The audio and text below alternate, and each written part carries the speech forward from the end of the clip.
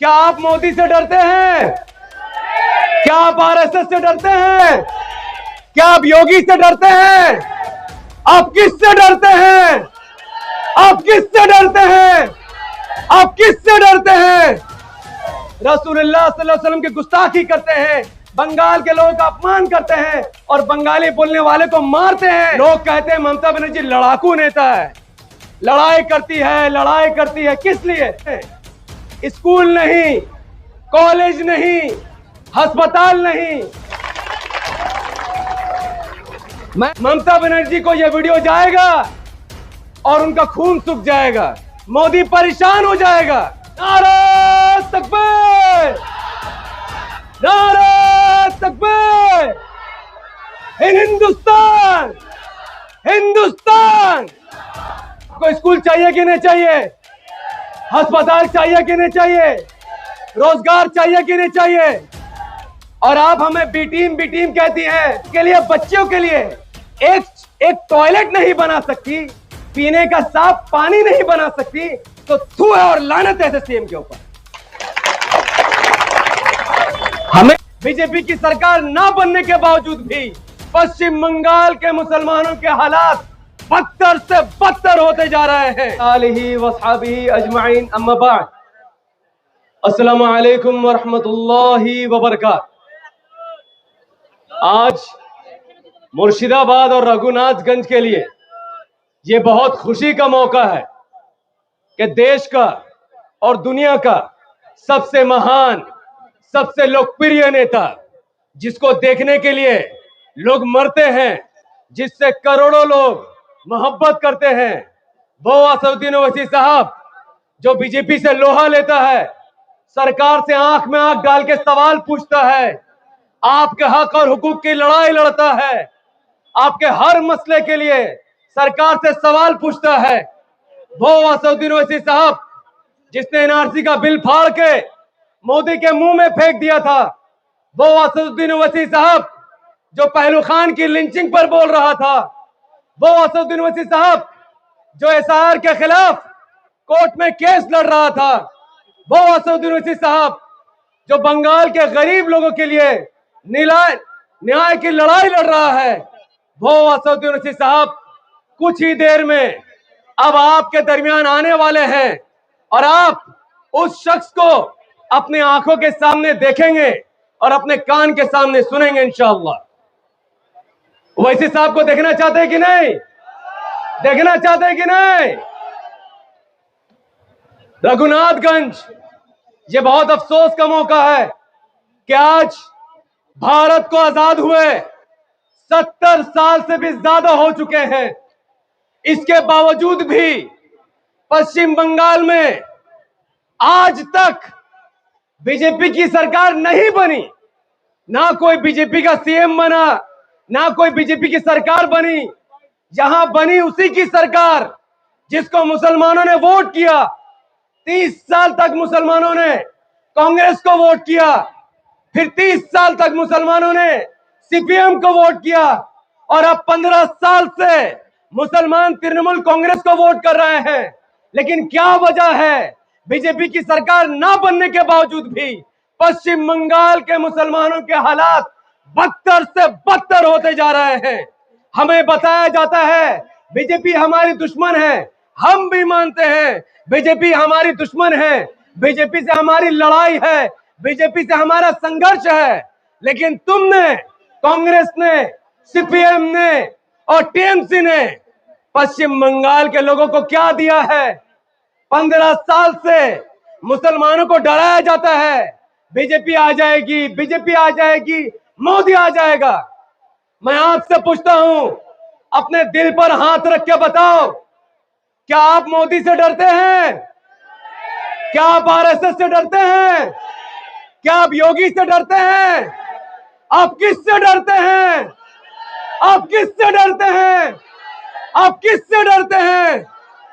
रब्बे काबा की कसम, आज के बाद ऐसा नारा यहां से लगेगा, ऐसा पैगाम पहुंचेगा कि ममता हो या मोदी, अमित शाह हो या योगी, उनको पता चल जाएगा कि पश्चिम बंगाल के लोग मुर्शिदाबाद रघुनाथगंज के लोग अगर किसी से डरते हैं तो वो सिर्फ अल्लाह से डरते हैं।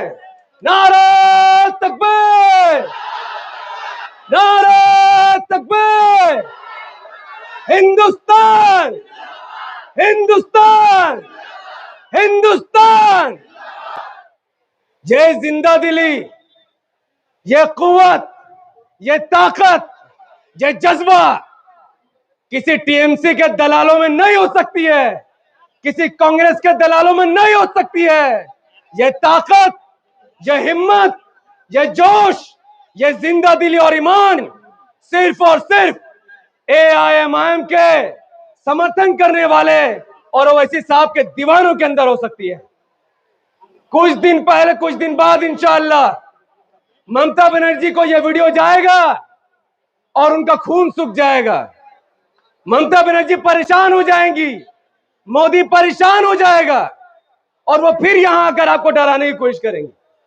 लोग कहते हैं ममता बनर्जी लड़ाकू नेता है, लड़ाई करती है, लड़ाई करती है। किस लिए? पश्चिम बंगाल में तुमने 15 साल पहले लड़ाई लड़ी थी, तुमने सीपीएम को उखाड़ फेंकने की बात की, मुसलमानों ने भर भर के वोट दिया। तो 15 साल से तुमको मुसलमान ने सीएम बनाया, तुमने बदले में क्या दिया? आज मुर्शिदाबाद में स्कूल नहीं, कॉलेज नहीं, अस्पताल नहीं। मैं कोलकाता में रहता हूं, रघुनाथगंज के लोग, मुर्शिदाबाद के लोग आते हैं, बोलते हैं नफीस भाई इमरजेंसी रूम में भीड़ है, बेड नहीं मिल रहा, ऑक्सीजन नहीं मिल रहा, दवाई नहीं मिल रही। मैं रघुनाथगंज के लोगों से पूछता हूं, आपको स्कूल चाहिए कि नहीं चाहिए? अस्पताल चाहिए कि नहीं चाहिए? रोजगार चाहिए कि नहीं चाहिए? तो ये कैसे मिलेगा? इस बार इंशाअल्लाह एआईएमआईएम के प्रत्याशी कैंडिडेट रघुनाथगंज से आप लोगों की मोहब्बत में और आप लोगों की भलाई के लिए असदुद्दीन ओवैसी साहब ने अपने हाथों से इमरान सोलंकी साहब को टिकट दिया है। अब आप बताइए, क्या आप एमआईएम को वोट करेंगे? क्या आप एमआईएम को वोट करेंगे? इमरान सोलंकी को जिताएंगे? स्कूल, कॉलेज, अस्पताल बनवाएंगे? रोजगार लेंगे?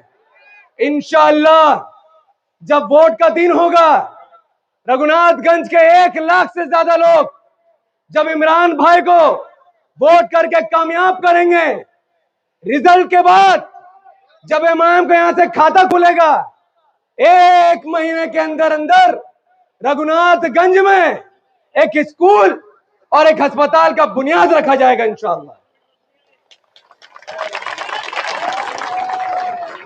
मैं पूछता हूं ममता बनर्जी जी से, 15 साल से आप सीएम की कुर्सी में बैठी हुई हैं और आप हमें बी टीम कहती हैं।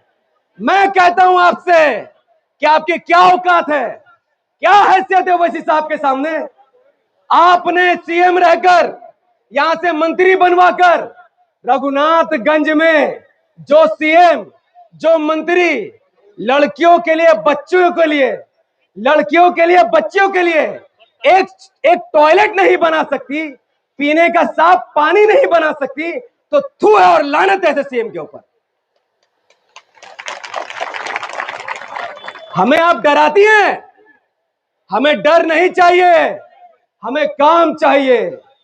जब जब भारत में धर्म की राजनीति होती है, इमाम हमेशा डेवलपमेंट की बात करती है और आज भी मुर्शिदाबाद में और बंगाल में इमाम महज 8 से 10 सीटों पर चुनाव लड़ रही है और हमारा मुद्दा है कि जहां जहां बेरोजगारी है, जहां जहां भ्रष्टाचारी है, जहां जहां अन्याय है, वहां इंशाअल्लाह इमाम कामयाब होगी, वहां से भ्रष्टाचार को खत्म करेगी, वहां से अन्याय को खत्म करेगी।